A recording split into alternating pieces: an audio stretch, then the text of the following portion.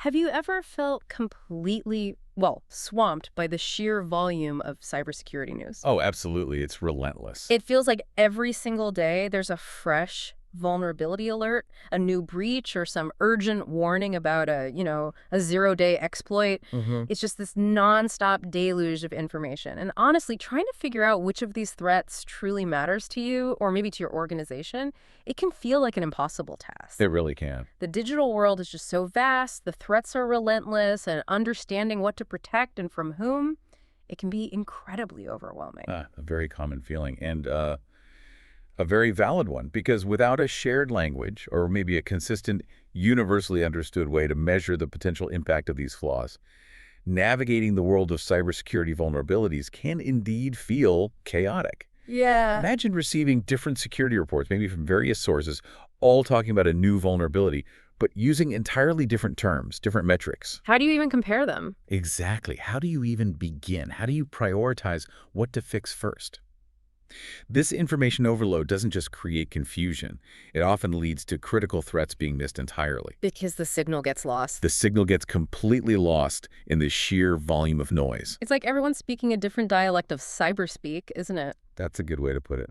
But what if there was a structured, standardized way to bring some order to this chaos?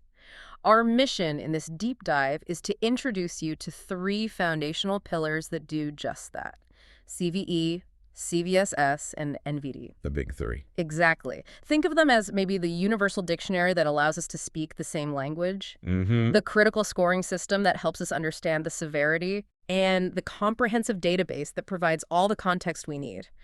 We're going to unpack these concepts, reveal their individual power, and then show you how they work together synergistically to help you become truly well-informed about digital threats. So let's start with the very first pillar, what some might call the fundamental building block of our cybersecurity understanding: CVE. Right. What exactly is CVE at its core? Okay. So CVE stands for Common Vulnerabilities and Exposures. At its heart, it's essentially a standardized system. Its job is identifying and cataloging publicly known cybersecurity vulnerabilities and exposures. Across everything: software, hardware. Pretty much, yeah. Yeah. Information systems, software, hardware. The most crucial part, though, is that each of these entries gets a unique identifier called a CVE ID. Like CVE dash something something. Exactly. You'll see it in a format like CVE 2024 12345. And this ID, it acts as a universal reference point for that specific vulnerability globally. Okay, so if I were trying to simplify CVE for someone, I'd almost call it like a dictionary for vulnerabilities. Does that resonate at all with how you describe its core function? It resonates perfectly. Yeah. That's actually a crucial analogy. CVE's primary function is like a dictionary. It assigns a unique name and a brief, standardized description to each vulnerability. Brief is key there. Very key. It's designed to be lean, and this lean design is precisely what ensures its scalability and universal acceptance. Yeah. You have to remember, before 1999, which is when the CVE program was founded, Right. the cybersecurity landscape was truly chaotic. Different tools, different vendors, different researchers. Everyone used their own proprietary databases, their own unique naming conventions for security problems. So you never knew if you were talking about the same thing. You almost never knew. It was incredibly difficult to determine if two different reports were even talking about the same security flaw. Made it nearly impossible to compare security products or coordinate responses effectively. CVE cut through that noise by establishing an industry standard for vulnerability names. So it gave us a common language. Exactly. A common means of discussing and researching specific exploits without ambiguity. So it gives us one name for one vulnerability. That's incredibly powerful. But beyond just providing a label, what exactly does CVE do for the cybersecurity community? How does it, change the game? Well, fundamentally, it provides that common language we mentioned. But there are a few key features. Firstly, it's important to understand that CVE entries are only assigned to vulnerabilities that are publicly disclosed. Okay, so it's not like a secret list of upcoming problems. Not at all. It's a public registry. Mhm. Secondly, the system itself is maintained by the MITRE Corporation. They're a U.S. government-funded organization. Right, I've heard of MITRE. Yeah, they manage it with sponsorship from DHS and CISA, the Cybersecurity and Infrastructure Security Agency. Mm. Their role as this neutral government-funded entity really helps ensure the system's impartiality and broad adoption. Makes sense. Thirdly, that standardized identifier, the CVE ID, is what truly facilitates sharing and tracking vulnerability information across incredibly diverse platforms, security tools, organizations. Globally, it's the glue. Okay. Finally, and it circles back to our dictionary analogy, CVE entries are intentionally brief. They contain just the ID, a short description, and references to other sources. But not the fix or how bad it is. Explicitly not. They don't contain detailed technical data, risk analysis, or solutions. That more in-depth information is found in related databases, which I know we'll get to, like the National Vulnerability Database, NVD. Got it. And you mentioned vulnerabilities and exposures in the name. Is there a practical difference there within the CVE context? Yes, it's a good distinction to make, although, both can lead to security issues. In the CVE context, vulnerabilities typically refer to weaknesses in the software, hardware, or firmware itself. Something that could allow an attacker to compromise a system's integrity, confidentiality, or availability. Like a bug in the code. Exactly. Think of something like a buffer overflow, where too much data input can crash a system or maybe even lead to code execution by an attacker. Okay. And exposures. Exposures, on the other hand, are usually more about configuration errors or mistakes that provide unauthorized access, but aren't necessarily a direct flaw in the software code. Like leaving the default password on. That's a perfect example. Or maybe an unpatched server running old software, or a system running with default, easily guessable admin credentials.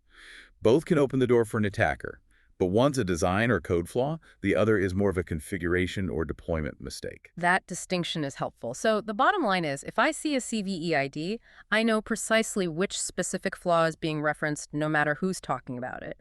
That's a massive step towards clarity in cybersecurity communication. Absolutely foundational. So how does a vulnerability go from being maybe a secret flaw known only to a few to getting its very own CVE ID and becoming part of this universal language? What's that life cycle actually look like? Right. The journey of a CVE ID typically begins, naturally, with discovery. And vulnerabilities are found in, well, a variety of ways. Like hackers finding them. Sometimes, but often it's more structured. Independent security researchers, often driven by, intellectual curiosity or a commitment to improving security overall, are a major source. The white hats. Exactly. Also, software and hardware vendors themselves actively discover flaws through their own internal audits, rigorous security testing, or, increasingly, through bug bounty programs. Ah, yes, bug bounties. And sometimes, even astute users might just stumble upon issues during normal operation and responsibly report them. Bug bounty programs seem to have really grown in prominence lately. Are they simply about paying people money, or is there more to it? They become incredibly important, and it's much more than just the money, though that's a factor. They incentivize responsible disclosure. Okay. Companies offer rewards, yes, but critically, these programs typically provide very clear guidelines for how the research should be conducted. And crucially, they often include safe harbor policies. Safe harbor, what's that? It basically legally protects researchers who follow the program's rules, so they don't get into legal trouble for finding and reporting a flaw according to the rules.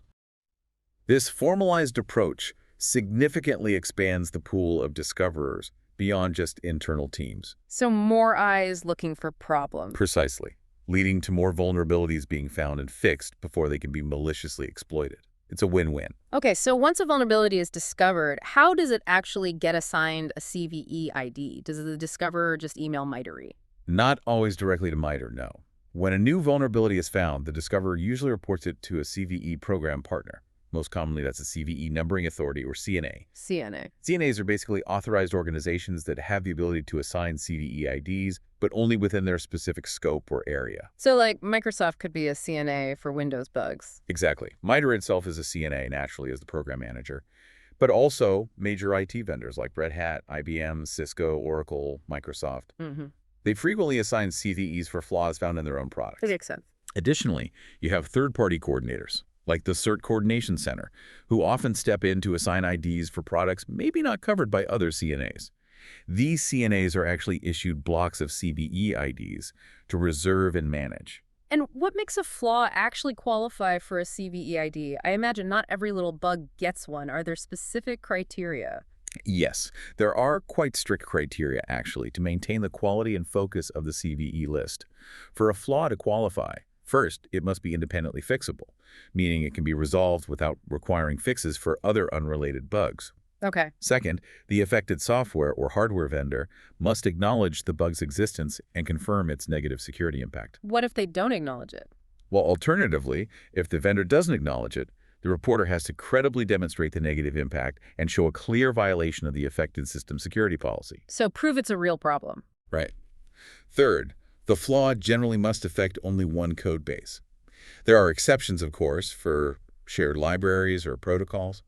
If there's no way to use this shared code without being vulnerable, a single CVE might be assigned. Okay. Otherwise, each affected product that uses a common vulnerable component typically gets its own unique CVE for its specific implementation of that component. Got it. So the CNA verifies it meets these criteria, assigns an ID. Does it immediately become public knowledge at that point, or is there like a waiting period? Not always immediately public, no. And this waiting period is actually a critical phase. Once the CNA verifies the issue, they assign a CVE ID. But initially, it's marked as reserved. Reserved, okay. This reserve state is commonly used for what are called embargoed issues. During this time, the CVE number is assigned, but the vulnerability details are kept private. Why? To give vendor time to fix it. Exactly. It allows vendors time to develop and thoroughly test patches or mitigation strategies before the vulnerabilities details are made public. The strategic goal here is to minimize that window of exposure for users. Right, so attackers don't get a roadmap before a fix is out. Precisely. It aims to ensure a fix is ready upon public disclosure, preventing that situation where attackers have public knowledge of a flaw, but no defense yet exists for the general user base. It's actually quite interesting how this reserved state, while it's designed for responsible disclosure, creates this critical known-unknown period in the vulnerability landscape. A known unknown. Yeah. On one hand, it allows time for vendors to prepare, which is good.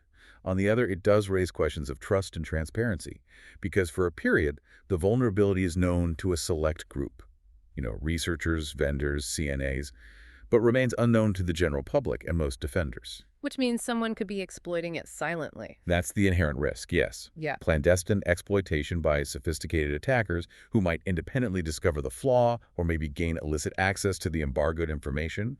It's this continuous balancing act between the benefits of coordination and the potential for hidden threats during that reserved period. That makes a lot of sense. It's a necessary evil, maybe. Arguably, yes, in many cases.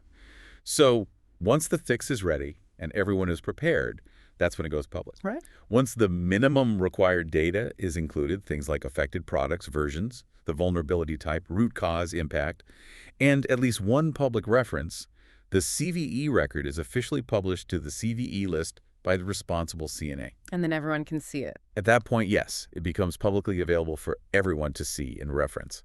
And the good thing is that references and details can be updated over time.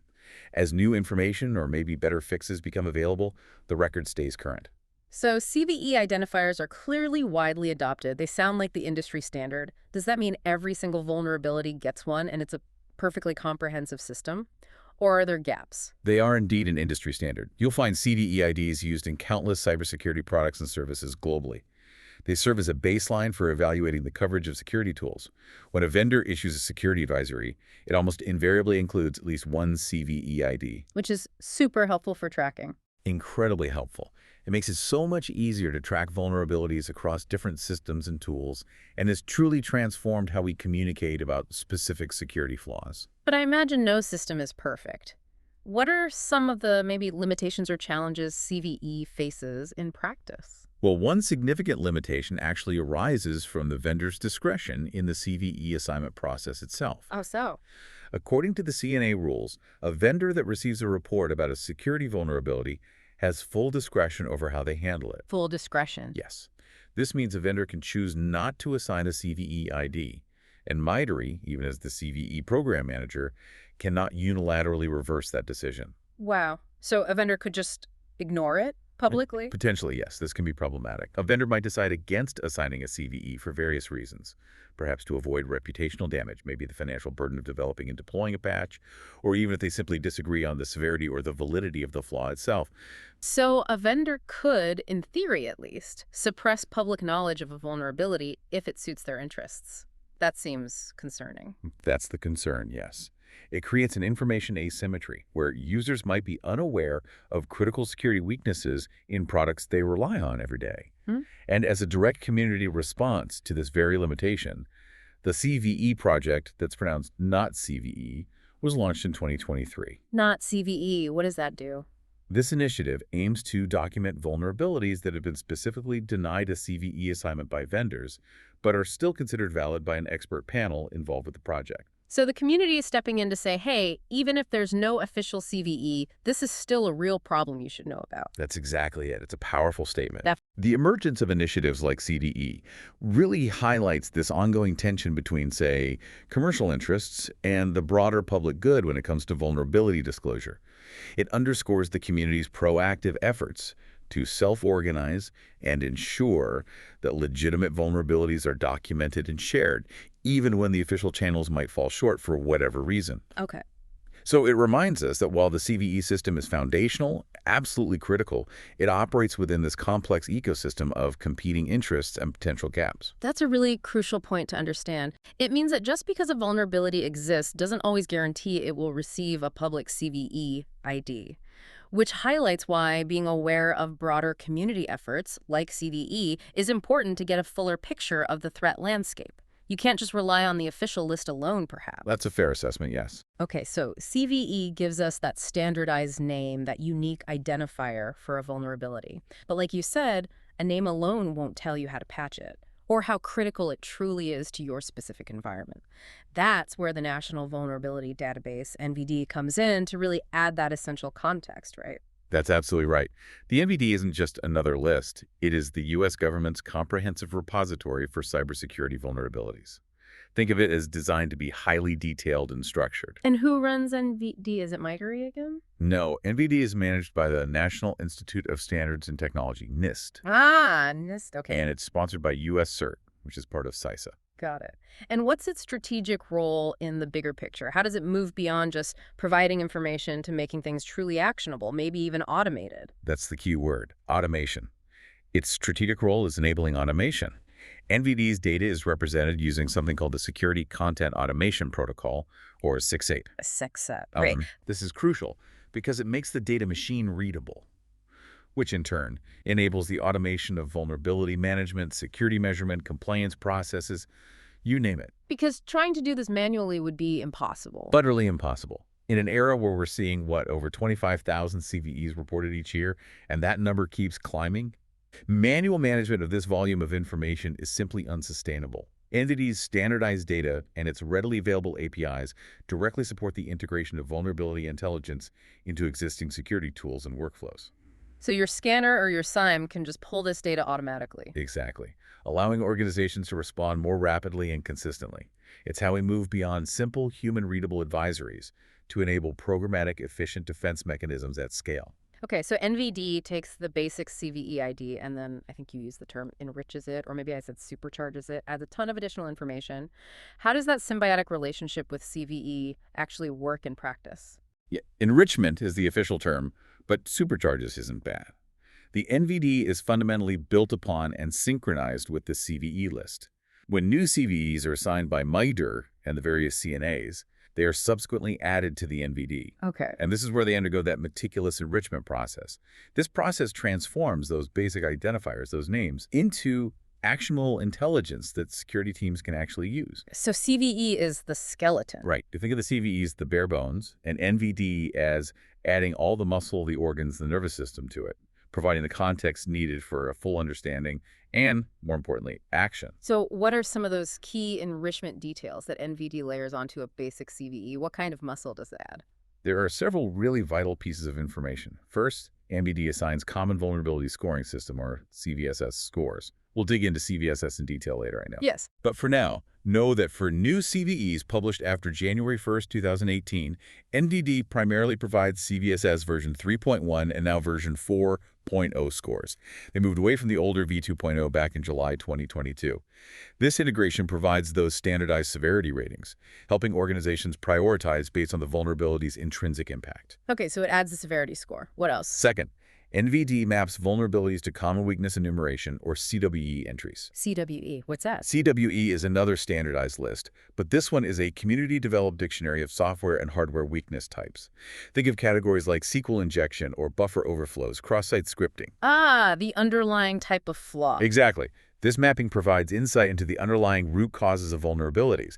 It allows for more targeted remediation strategies, maybe addressing the fundamental flaws in development practices rather than just patching symptoms. That's really useful. Okay, what else? Third, NVD uses Common Platform Enumeration, CPE. Another acronym, CPE.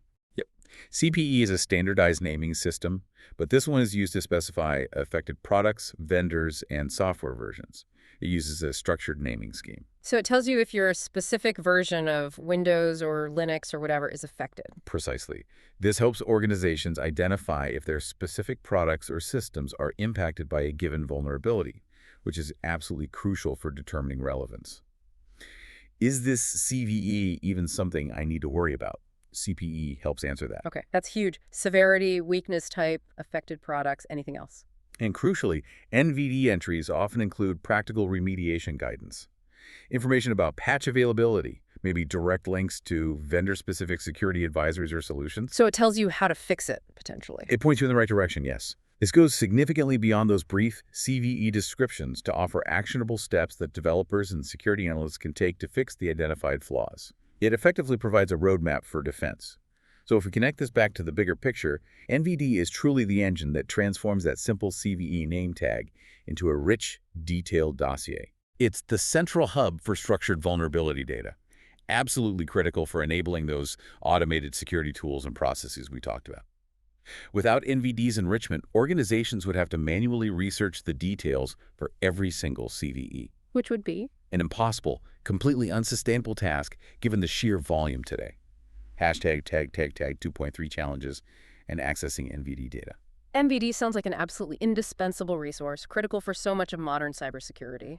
But I have heard sort of rumblings that there are some significant challenges it's currently facing. Can you elaborate on that a bit? Yes, unfortunately, despite its critical role, the NVD is currently grappling with some significant operational challenges.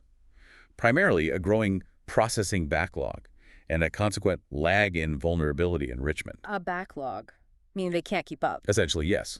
The volume of incoming CVE submissions has increased substantially over recent years, and it seems to be overwhelming NVD's capacity to process and enrich all records promptly. So new CVEs might show up, but without all that extra context added immediately. Exactly. And this is particularly pronounced for older CVEs.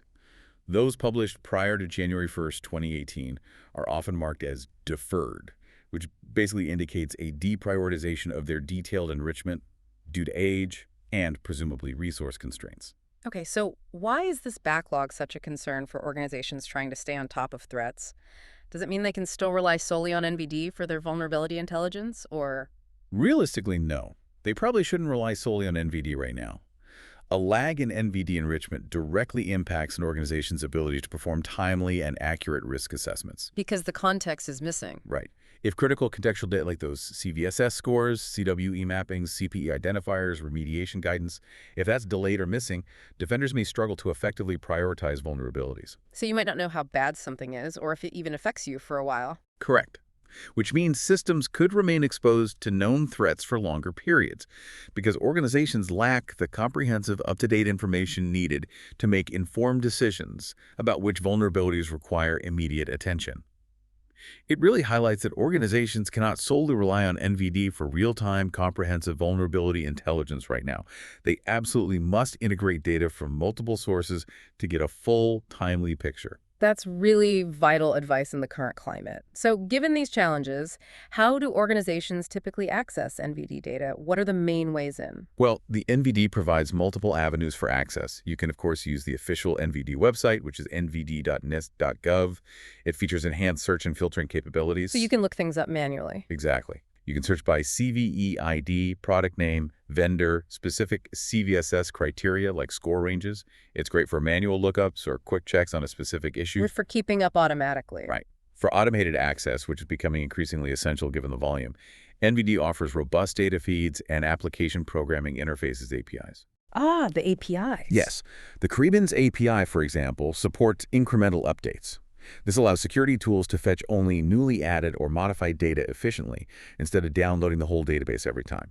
This is vital for near real-time tracking. And tools use these APIs. Absolutely. Many commercial vulnerability scanners, SIEM systems, penetration testing tools, threat intelligence platforms, They leverage these NVD APIs and data feeds extensively to power their capabilities and provide enriched findings to their users. Okay, so the takeaway is NVD is undeniably powerful, absolutely foundational, but the current landscape means combining its data with other sources, vendor advisories, maybe threat intel feeds, community projects is crucial for a truly comprehensive and up-to-date view of threats.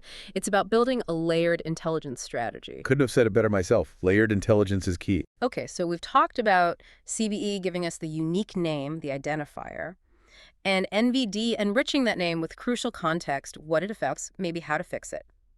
Now, let's turn to CVSS, the Common Vulnerability Scoring System. This is the part that actually quantifies the severity of these vulnerabilities, right? Gives it a number. Exactly. CVSS is an open, standardized framework that assigns a numerical score. It ranges from 0.0 up to 10.0, with 10.0 being the most severe. 10 is bad. 10 is very bad, yes. Its primary goal is really to help organizations prioritize their risk response efforts. It gives them a standardized way to compare different vulnerabilities and communicate severity consistently across different teams, different tools, different vendors. Now, when we talk about CVSS, I think most people maybe instinctively equate a high score, like a 9 or 10 with high risk. Oh, no, it's a 9.5, drop everything. But Yeah. you mentioned earlier that's a dangerous oversimplification, isn't it? What's the fundamental distinction we really need to grasp here? It's absolutely critical, and honestly, it's often a point of confusion even among professionals. CVSS fundamentally quantifies severity. Severity, not risk. Precisely. Think of severity as the inherent badness of the vulnerability itself. How easy is it to exploit? What's the maximum potential damage if someone does exploit it, independent of where it is? This severity is intrinsic to the vulnerability and theoretically should be constant regardless of the environment it's found in. Okay. So what's risk then? Risk, however, is a much more dynamic concept. Risk combines that intrinsic severity from CVSS with a whole host of other factors that are unique to your specific environment. Like what? Things like, what's the actual likelihood of this vulnerability being exploited in the real world right now? How valuable is the affected asset, the server, the database, whatever, to your specific organization? Do you have any existing compensating controls already in place that might mitigate the impact? So a critical vulnerability on a test server might be low risk. Exactly. A CVSS 9.0, technically critical, on an old air-gapped server you don't even use anymore, might pose negligible actual risk to your operations. Meanwhile, maybe a medium-scored vulnerability, say a 6.5, on your core financial database that you know is actively being targeted by attackers. Right. That could be catastrophic for you. Right. Relying solely on that CVSS base score for prioritization without considering your unique context can be profoundly misleading. It leads to wasted effort and potentially ignoring the things that matter most. That makes perfect sense. It's about moving beyond the raw number to what it actually means for me in my situation. And how are these scores generally categorized? You mentioned 0 to 10, but are there labels? Yes, the numerical scores are mapped to qualitative ratings. While earlier versions of CVSS used a simpler 3-tier scale, CVSS version 3.x and now version 4.0 use a more granular 5-tier scale. 5 tiers? Yep. None for score avoid 0 by low for 0.1 up to 3.9. Medium is 4.0 to 6.9. High covers 7.0 to 8.9. And finally, critical is anything 9.0 to 10.0. Okay. Low, medium, high, critical, plus none. Right. This provides a more nuanced classification than just low, medium, high, aiding in more precise communication of how inherently impactful a vulnerability is, even before you add context. So how are these scores actually built? How do you get from a vulnerability description to a number like 7.5? You mentioned metric groups earlier. Can we break those down a bit, maybe focus on the key ones without getting totally lost in the weeds? Absolutely. It's important to understand the components. CVSS scores are calculated from different sets of metrics grouped together. Let's start with the foundation. The base metrics. MACE, okay. These describe the intrinsic qualities of a vulnerability itself. They are meant to be constant over time and across different environments. They're further divided into exploitability and impact metrics. Exploitability and impact. Got it. Right. So for exploitability metrics, these assess how easy it is for an attacker to actually leverage the vulnerability. We consider a few key things here. Attack vector, AV. This asks, how close does the attacker need to be? Can they hit this from anywhere on the internet network? Do they need to be on the same local network, like Wi-Fi, adjacent? Do they need local access, like already being logged in, local? Or do they need physical access to the machine, physical? And network is worst. Generally, yes. The more remote the access network is highest, the higher the score contribution from this metric. Okay. What else for exploitability? Attack complexity, AC. Is it super easy to exploit, low complexity, or does it require very specific, hard-to-meet conditions, high complexity? Maybe like winning a race condition or needing an uncommon system configuration. Easier is worse. Exactly. Lower complexity means a higher score. Then there's privileges required, PR. Does the attacker need to already be an administrator? High privileges. A regular user? Low. Or can anyone exploit it, even without being logged in? None. None is the worst case there. Correct. Fewer privileges needed result in a higher score. And finally, under exploitability, user interaction, UI. Does a legitimate user have to do something for the attack to work? Required. Like clicking a malicious link or opening a bad document. Or can the exploit happen silently with no user involvement? None. None is worse again. Right. No user interaction needed means a higher score. So these four attack vector, attack complexity, privileges required, user interaction collectively tell us how easy it is fundamentally to leverage this vulnerability. Okay, that covers how easy it is to get in. What about the damage once you're in? That's the impact metrics. Precisely. The impact metrics quantify the consequences if the vulnerability is successfully exploited, and they relate directly to the classic CIA triad: confidentiality, integrity, and availability. CIA. So we look at confidentiality, C. How much data secrecy is compromised? Is it none, low, meaning some disclosure but limited, or high, total disclosure, access to everything sensitive, integrity? How much can data be altered or systems be changed? Again, none, low, maybe modifying some files, or high, total loss of integrity, attacker can change anything. Availability, how much is system or data access or just functionality impacted? None, low, maybe reduced performance, or high, total loss of availability, denial of service. And high impact in any of those is bad. Naturally. A higher degree of compromise in confidentiality, integrity, or availability result in a higher score contribution from the impact side. Okay, exploitability plus impact gives us the base. What about scope? You mentioned that was a newer but really important addition in version 3, right? How does that fit into the base metrics? Yes. Scope S was introduced in CVSS v3.x, and it's a very nuanced but critical part of the base score calculation. It asks a specific question. Can exploiting a vulnerability in one component actually break out and affect resources governed by a different security authority or security scope? What does that mean, different security authority? Think of boundaries. For instance, if a bug in a virtual machine allows an attacker to escape that VM and gain access to the underlying host operating system. Oh, okay. That's bad. Right, that's a change scope. Yeah. See, the attack has moved beyond the VM's security boundary and affected a different security authority, the host OS. That significantly bumps up the score because it implies a breach of isolation. And unchanged. Conversely, if, say, a simple PDF reader vulnerability lets an attacker read other files on the same operating system but doesn't cross any major security boundaries like escaping a sandbox or hitting the network management plane, that would likely be an unchanged scope. The impact is localized within the same security authority. So it's about whether the blast radius crosses a significant security boundary. That's a great way to think about it, yeah. Changed scope means a higher score. That makes the scope concept much clearer. So those are the base metrics: exploitability, impact, and scope. What comes next? You mentioned metrics that change over time. Yes, after the base score, which is static, we have temporal metrics. These reflect characteristics that can change over the lifetime of a vulnerability, and they dynamically modify the base score up or down. Okay, so they adjust the score based on current reality. Exactly. There are three main temporal metrics: exploit code maturity, E. This describes the current state of public exploitation techniques. Is there just a theoretical possibility? Unproven. A proof of concept exploit code available? Proof of concept. A fully functional, easy to use exploit, functional. Or even widespread automated code like a worm. Why is that? And the more mature the exploit code, The higher the score adjustment because the threat becomes more immediate and easier for attackers to use. makes sense. What else? Remediation level, RL. This indicates the availability of a fix or workaround. Is there an official patch from the vendor? Official fix. A temporary fix or mitigation. Temporary fix. Just a workaround suggested. Workaround. Or is there currently no fix available? Unavailable. So if a patch comes out, the score goes down. Correct. As reliable fixes become available, the temporal score decreases, reflecting reduced immediate risk if users apply the patch. Okay? And the third temporal metric, report confidence, RC. This measures the credibility of the technical details of the vulnerability report itself. Is it just an unconfirmed rumor? Unconfirmed. Is it reported but maybe from a single source without corroboration? Uncorroborated. Yeah. Or has the vulnerability been fully confirmed by the vendor or multiple sources? Confirmed. So higher confidence means a higher score. Right. Higher confidence in the vulnerability's actual existence results in a higher temporal score adjustment. What's really fascinating here, I think, is how these temporal metrics allow the overall score to fluctuate.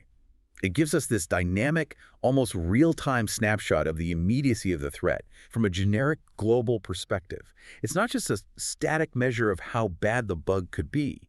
It adapts as the threat landscape evolves for that specific vulnerability, even before you start thinking about your own specific environment. That's really cool. So the base score tells us how bad it is intrinsically, inherently, and temporal tells us how bad it is right now out there in the wild, generally speaking.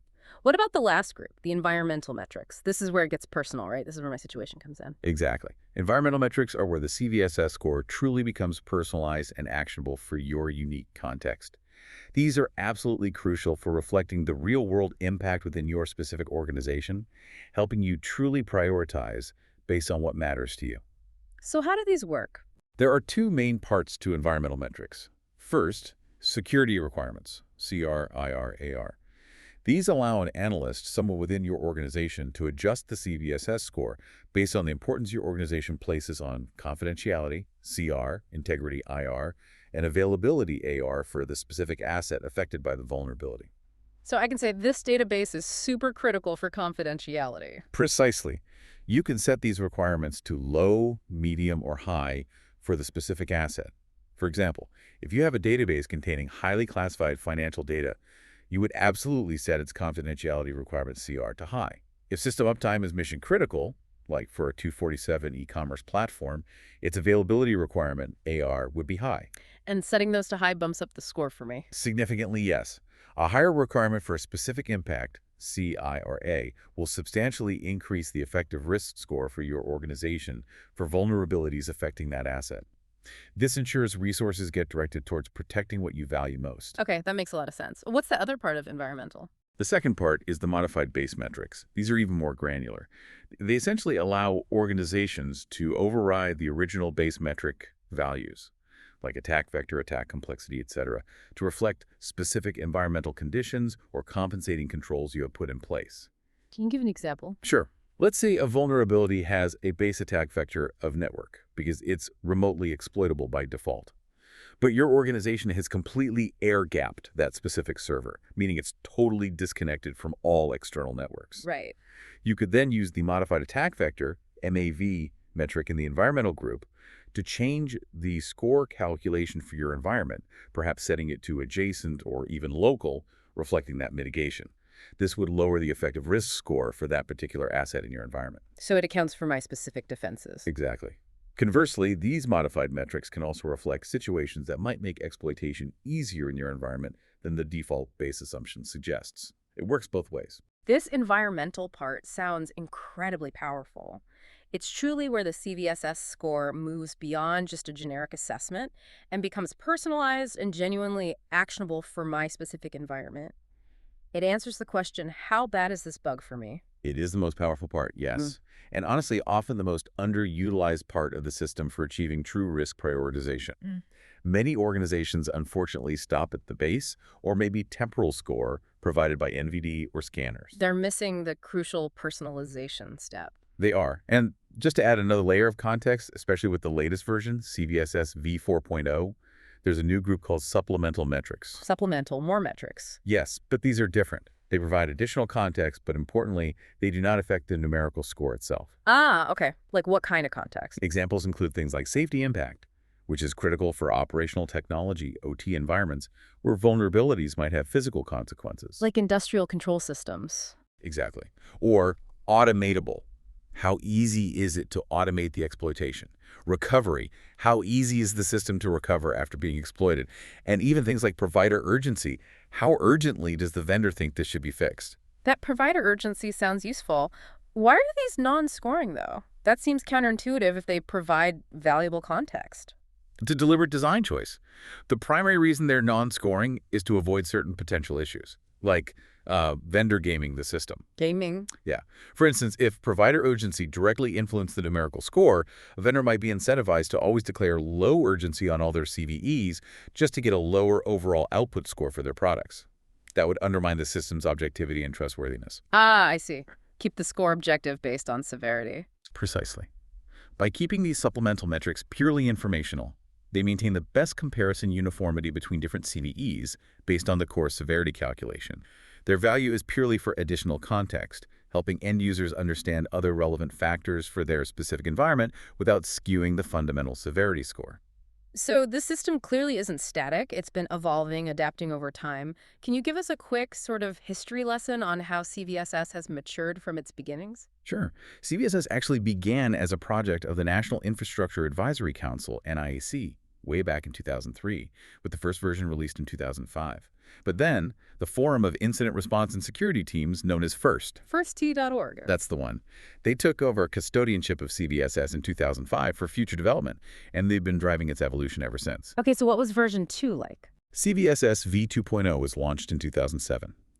Looking back, it was much simpler, definitely less detailed in its base metrics compared to what we have now. Critically, it lacked specific metrics for things we now consider essential, like scope, user interaction, and privileges required. Which limited its granularity. Greatly limited it, yes. Yeah. It made it harder to capture the full picture of some vulnerabilities. It also used that simpler three-tier severity scale: low, medium, high.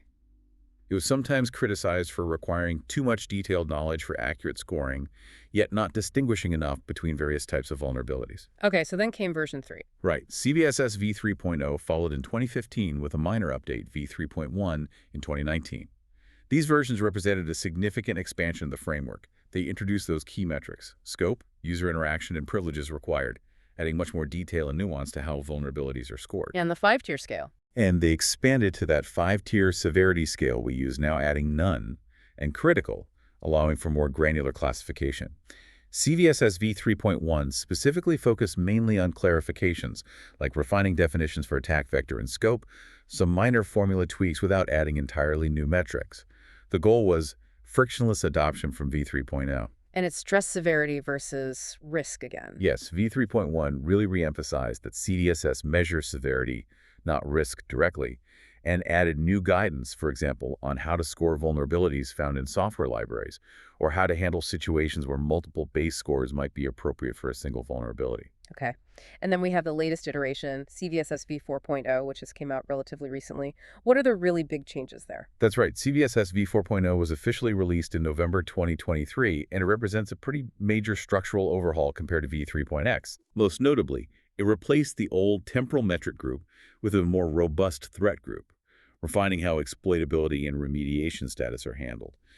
And it formally introduced that new supplemental metric group we just discussed, the non-scoring contextual metrics. More granularity, too. Yes, increased granularity for the base metrics as well.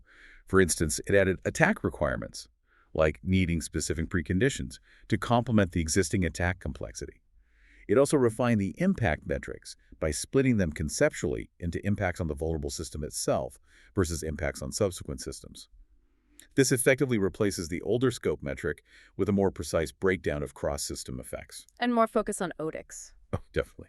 It specifically aims for increased simplicity and understanding, better adaptability, more flexibility, and an enhanced depiction of real-world risk, incorporating new concepts particularly relevant to operational technology, OT, and safety concerns, like that safety supplemental metric. So it's clear the system is constantly adapting, trying to give us a clearer picture, becoming more granular, more relevant to real-world threats as they evolve. It's a sign that the cybersecurity community is continually striving for better, more accurate ways to assess risk, which is good. Indeed. It's a continuous evolution to address past shortcomings and new challenges. For example, CVSS v3.x did face some criticism for what people called score inflation. Score inflation? Yeah, the observation that the average base score seemed to increase compared to v2.0, pushing more vulnerabilities into the high or critical categories. Now, while this might contribute to alert fatigue if organizations don't properly contextualize using environmental metrics, Right. it also probably indicated a desire from the community for more precise communication of intrinsic severity. Maybe V2 was underscoring things. The inclusion of metrics like safety in V4.0 directly addresses critical concerns in domains like industrial control systems and IoT, where vulnerabilities can have tangible physical consequences. It shows a real responsiveness to evolving threat landscapes. So these scores aren't just pulled out of thin air. They're the result of, you said, complex calculations combining all these different metrics. But there's a way to see exactly how they got to that number, right? It's not a black box. Precisely. It's definitely not a black box. CVSS scores are derived from complex mathematical formulas that combine the values assigned to the various metrics. But what's equally important and absolutely crucial for transparency and reproducibility is the vector string. The vector string. Okay. Every CVSS score is always accompanied by this compact textual representation.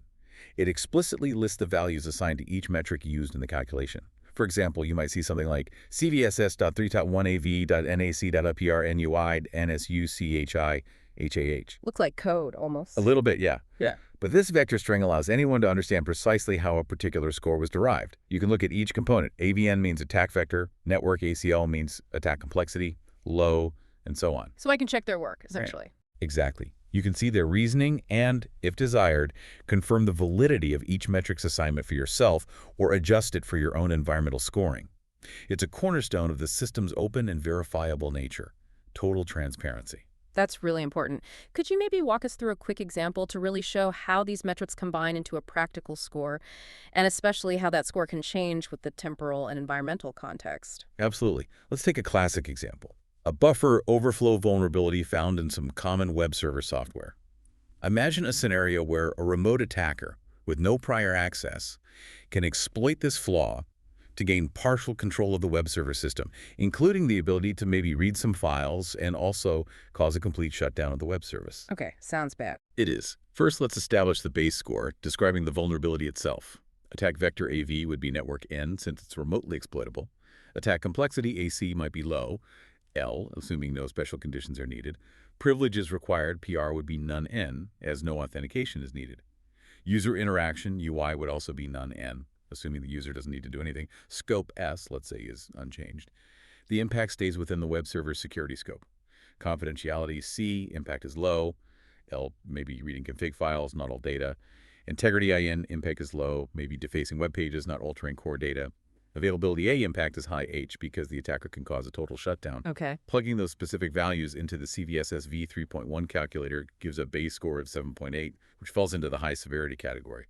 The base vector string would look like CVSS.3.1AV.NAC.LPR.NUI.NSUC.LI.LAH. 7.8 high. Got it. Now what about temporal factors? Right. Now let's introduce temporal factors, reflecting what's happening today. Let's say a proof of concept exploit, EP, is publicly available, but maybe an official fix is still unavailable, ROU, and the report confidence about its existence is only reasonable or confirmed, RCC. Okay. Applying these temporal metrics might adjust the score slightly. For example, having a PPAC exploit might nudge it up, but if the confidence wasn't high or a workaround existed, it might balance out or slightly lower. Let's hypothetically say the temporal score adjusts to 7.5, still high. The key is it can fluctuate based on these real-time factors. If a fully functional exploit, EF, appears, the score would likely jump higher. If an official fix, RLO, is released, it would drop significantly. Okay, so temporal adjusts based on the current threat landscape. Now the crucial environmental part. Exactly. Finally, let's consider environmental factors to tailor it to a specific organization. Imagine this vulnerable web server isn't just any server. It's used by a major hospital to host its critical patient portal, managing appointments and sensitive health records. Oh, wow. Okay, the context just changed dramatically. Drastically. Now, the hospital security team applies environmental metrics. Confidentiality requirement, CR, would surely be high H, given the sensitive patient data. Integrity requirement, IR, would also be high H, as patient record accuracy is paramount. Availability requirement, AR, would likely be high H too, because patients and doctors rely on portal access 247. So CR, IR, AR, all set to high. Yes. They might also use modified metrics. Perhaps they have a web application firewall, WAF, in front, which might arguably increase the attack complexity, MACH, for their setup. Applying these environmental factors, especially the high security requirements, could significantly boost the score. That original base 7.8 might easily jump to a 9.5 or even higher in this specific hospital's context, pushing it firmly into the critical range for them. Wow. From 7.8 high base Maybe 7.5 temporal, up to 9.5 plus critical environmental. Exactly. This example truly demonstrates how the same vulnerability, with the same base score, can represent vastly different levels of actual risk in different contexts. It hammers home why you absolutely cannot just look at the base score provided by NVD or a scanner and stop there. You must apply environmental context. Hashtag 3.5 limitations and best practices for using CVSS. That example really drives home the point that context is absolutely everything when it comes to using CVSS effectively. But what are some of the overall limitations of CVSS that we need to be aware of, even with all these granular metrics and the environmental adjustments? Yeah, while CVSS is powerful and indispensable for standardizing severity, it certainly does have limitations we need to acknowledge. First, subjectivity can still creep in. Despite all the detailed guidance FIRST provides, there's still an element of human judgment in assigning those metric values. Especially for things like attack complexity. Exactly. That's a common one. What one analyst rates as low complexity, another might interpret as high based on their specific experience or interpretation of the conditions needed. This can lead to inconsistent scores, especially across different organizations or even different analysts within the same organization. Okay, subjectivity is one. What else? Second, and we absolutely cannot stress this enough, even with environmental metrics, the score primarily reflects severity and impact, not necessarily likelihood in the broader sense. It's not a direct measure of risk in its raw form. Still focused on how bad more than how likely? Right. It doesn't inherently account for the probability of exploitation in the wild, though Temporal's exploit code maturity touches on it, or the actual criticality of an asset within a specific organization, unless those environmental metrics are diligently applied. And as we noted, the NVD, for example, primarily provides only the base scores, leaving the crucial temporal and environmental calculations up to individual organizations. This leads to context gaps if those additional metrics aren't actively calculated and used. So the potential is there, but it requires effort. Effort and process, yes. I know. Finally, there's the pervasive risk of overemphasis on the score itself. Blindly prioritizing a remediation based solely on a high CVSS base score that drop everything for a 9.5 mentality can lead straight to alert fatigue. Chasing ghosts, almost? Kind of.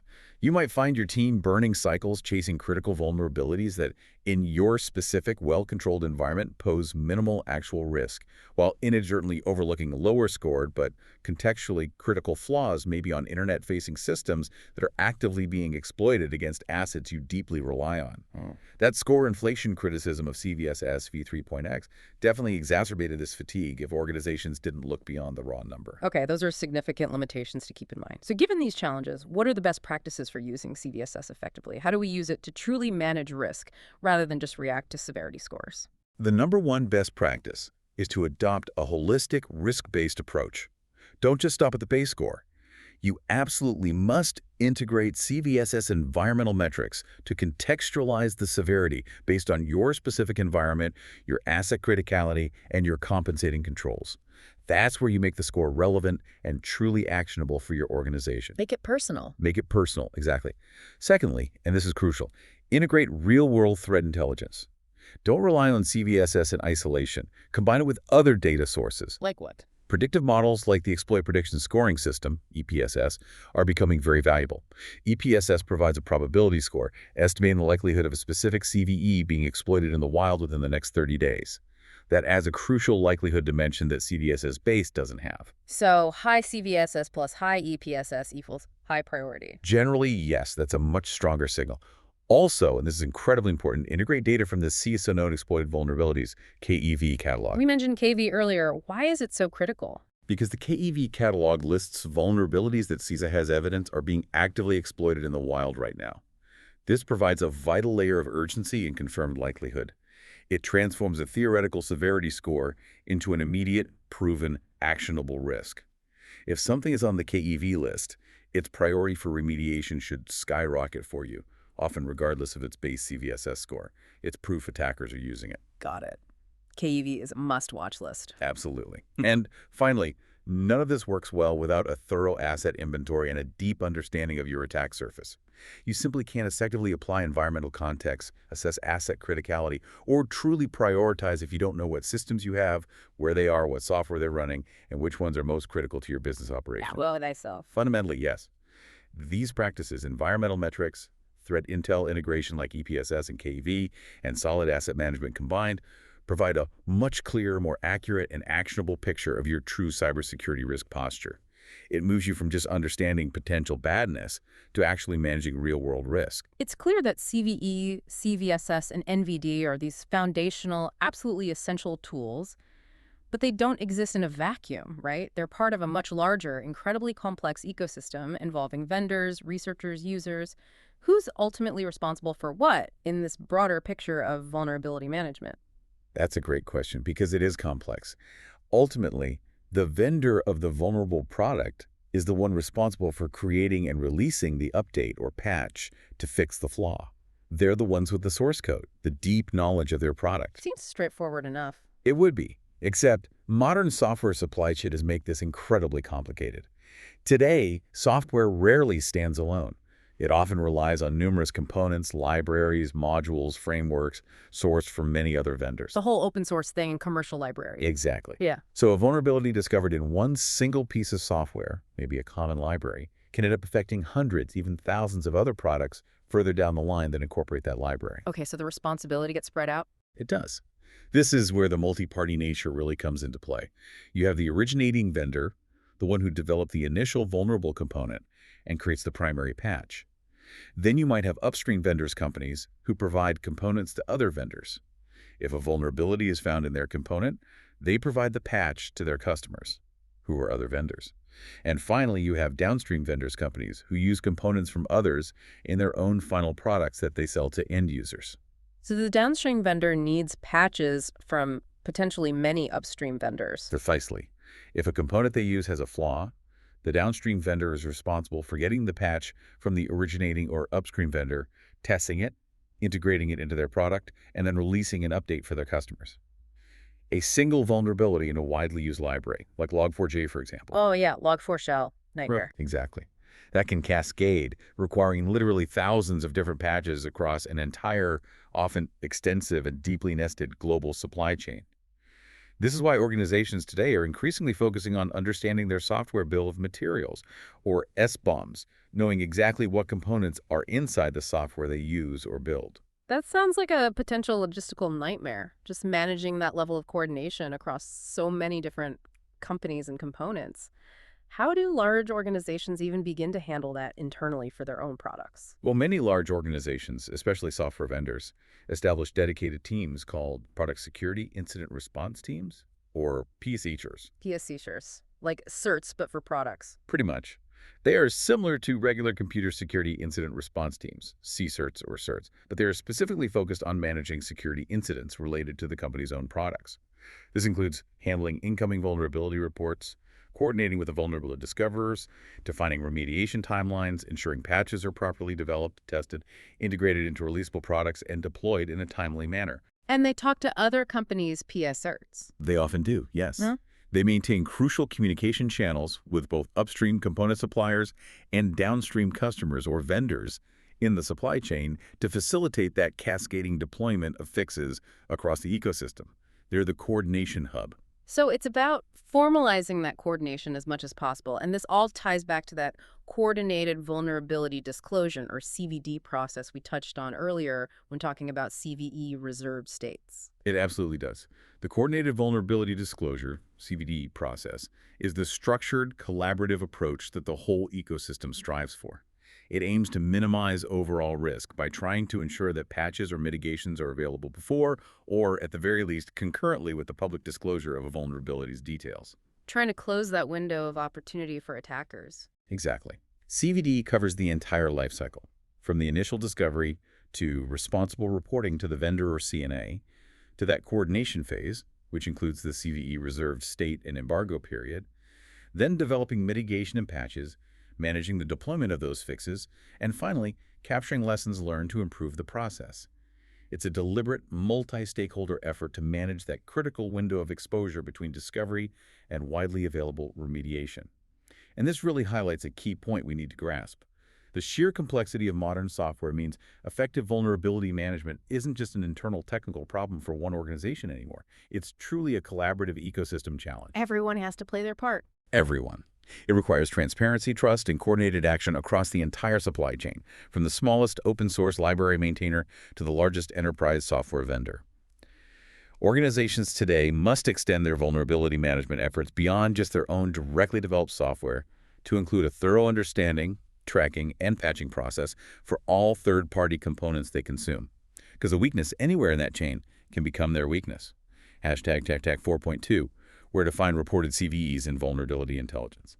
Okay, so now that we understand this complex ecosystem and the roles of CVE, CVSS, and NVD within it, where do you actually go to find these reported CVEs and get all this critical vulnerability intelligence that we've been discussing? For someone listening, maybe someone responsible for security, where do they start looking to stay informed? That's the practical question, isn't it? There are several primary official sources you should definitely know and probably monitor regularly. First, obviously, there's the CVE list itself, directly from MIT at cve.minority.org. The dictionary. Exactly. This is the official dictionary, your source for those unique IDs and the brief standardized descriptions. It's your starting point for the definitive identifiers. Okay. Source number 1. Second, the National Vulnerability Database, or NVD, at nvd.mis.gov. As we discussed, this is the U.S. government's comprehensive repository for enriched CVE data. Where the context gets added. Right. It's where you'll find the CVSS scores, usually base scores, the CWE mappings, weakness types, the CPE product identification, and hopefully links to remediation guidance. But remember our earlier discussion about the current processing backlog? Right, the lag. Yes. I mean, you can't solely rely on NVD for instantaneous comprehensive intelligence on the very latest CVEs right now, but it's still absolutely foundational and contains a massive wealth of historical and processed data. Okay, CVE list, NVD. What else is critical? And then a crucially important official source, especially for prioritization. The CISA Known Exploited Vulnerabilities, KEV catalog. You can find it easily on CISA's website, cisa.gov. Just search for KV catalog. Known exploited vulnerabilities.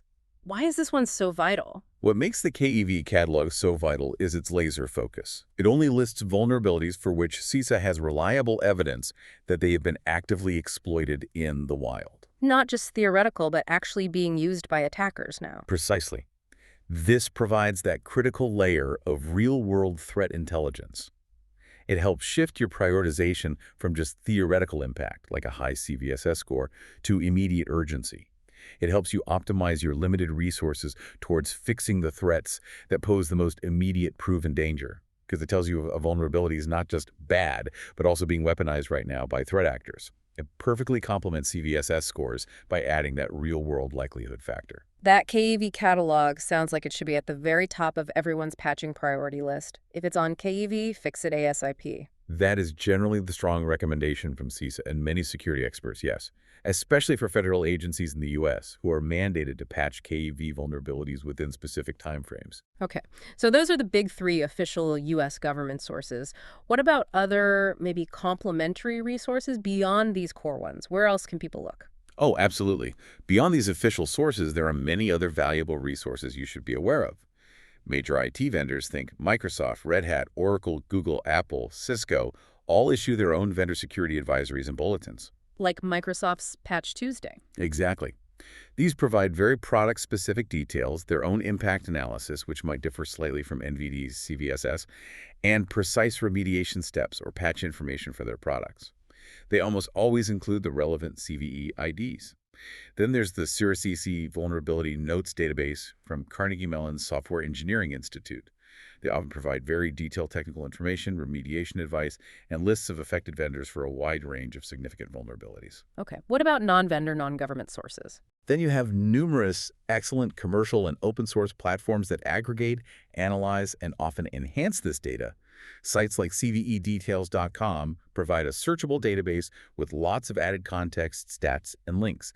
The SNCC Vulnerability Database is very strong, particularly for open source software dependencies and supply chain vulnerabilities. Even specialized sites like the Exploit Database try to pair CVE data with actual public exploit code, which is useful for researchers and penetration testers. And those community projects. And of course, don't forget community projects like the TVE initiative we mentioned, which aim to document vulnerabilities that might not have received official CVEs, potentially filling in important gaps in the official record. Wow, that's a lot of places to check. So for anyone actually managing cybersecurity day to day, knowing where to look for this information is half the battle. But then how do you possibly keep up with the sheer volume of information constantly pouring out from all these different sources? It sounds overwhelming. It is overwhelming if you try to do it manually. That's where automation and smart subscriptions become absolutely essential. You need to leverage APIs and data feeds, Let the machines do the work. pretty much. NVD, as we said, offers robust APIs that support incremental updates. This allows your security tools, your vulnerability scanner, your SIEM, your SOAR platform, your threat intelligence platform to programmatically fetch only newly added or modified vulnerability data efficiently, enabling near real-time tracking and alerting. So make sure your tools are configured to pull this data. Absolutely. Many commercial tools already leverage these APIs heavily to automatically integrate vulnerability intelligence into their dashboards, risk scoring, and alerting mechanisms. Check your tool's documentation. Also, subscribing to alerts and newsletters is key for human awareness. Like email lists. Yeah. NVD offers email alerts you can customize based on CVSS severity ranges or specific vendors. Many vendors have their own security alert mailing lists. Third-party platforms and security news sites often offer RSS feeds or email notifications tailored to your interests. You need to set up proactive alerts to stay promptly informed of critical updates relevant to your specific environment. Manual checking of websites every day just isn't sustainable or scalable anymore. Automation and proactive alerts are absolutely essential for keeping pace. Hashtag check out or check a bosser. We have covered a lot of ground today, really diving deep into the fascinating and, let's be honest, often overwhelming world of cybersecurity vulnerability management. We started by unpacking CVE, the Common Vulnerabilities and Exposures system. Remember, that's your universal dictionary, giving every known flaw a unique ID, cutting through the noise, and providing that essential common language for everyone in cybersecurity. The foundation. Then we explored CVSS, the Common Vulnerability Scoring System. That's the open framework giving us a numerical score for severity. We really dug into that crucial, critical distinction between severity, the inherent badness, and risk, the danger to you. And we broke down how those base, temporal, environmental, and now even the new supplemental metrics in CVSS v 4.0 work together to provide a really nuanced understanding, especially when you personalize it to your specific environment. Context is king. And finally, we looked at NVD, the National Vulnerability Database. That's the U.S. government's comprehensive repository that takes those raw CVEs and enriches them with vital context. The CVSS scores, the CW weakness types, the CPE product identification and remediation guidance transforming basic names into genuinely actionable intelligence. And we noted that despite its current backlog challenges, NVD, especially when used alongside critical sources like the CISA-known Exploited Vulnerabilities Catalog, remains an absolute cornerstone of informed threat prioritization. Absolutely. Yeah. And ultimately, the true power of CVE, CVSS, and NVD lies in their synergy. They aren't really meant to be used in isolation. They collectively form the bedrock of modern cybersecurity vulnerability management. Their combined power enables that standardized communication across organizations. It facilitates informed prioritization that moves beyond just reacting to theoretical severity towards managing contextualized risk, and it supports coordinated response efforts across the entire global cybersecurity landscape. So for you listening, you hopefully now possess a clearer map, a better framework to navigate this complex world of cybersecurity vulnerabilities. You understand that a high CVSS score isn't necessarily the whole story, and that your context, your environment, is truly king when it comes to assessing real-world risk. So as you go forward from here, maybe take a moment to consider how you might integrate this deeper understanding into your own security practices or your organization's practices. Will you start prioritizing active threats from the CVE catalog more aggressively, perhaps?